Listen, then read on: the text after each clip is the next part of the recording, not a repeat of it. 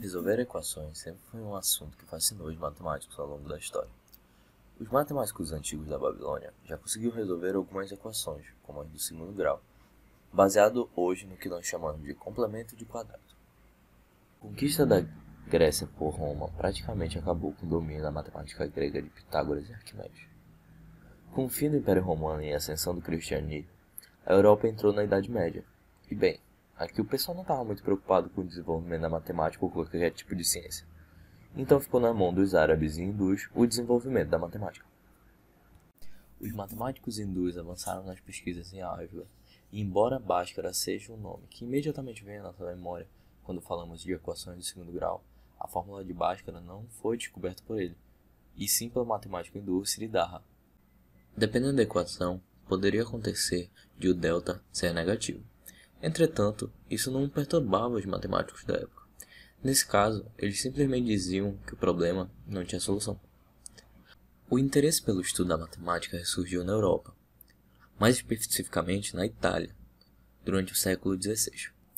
Lá, no meio da disputa entre Cardano e Tartaglia pela resolução da equação do terceiro grau, é que se percebeu que os números reais não eram suficientes. Foi na primeira metade do século XVII que o genial matemático francês René Descartes inventou o que hoje conhecemos por geometria analítica. Com o estudo da geometria analítica, Descartes estudou, entre outras coisas, as equações algébricas.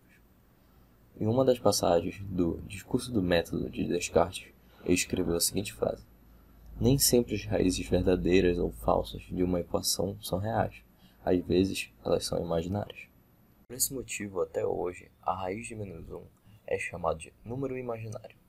Mas quem fez o trabalho mais importante e decisivo sobre o assunto foi Euler, um dos matemáticos que mais produziu e publicou de todos os tempos. Dentre as inúmeras contribuições de Euler, foi notável seu empenho na melhoria da simbologia. Muitas das anotações que utilizamos hoje foram introduzidas por ele. Dentre as representações propostas por Euler, destacamos o i substituindo a raiz de -1.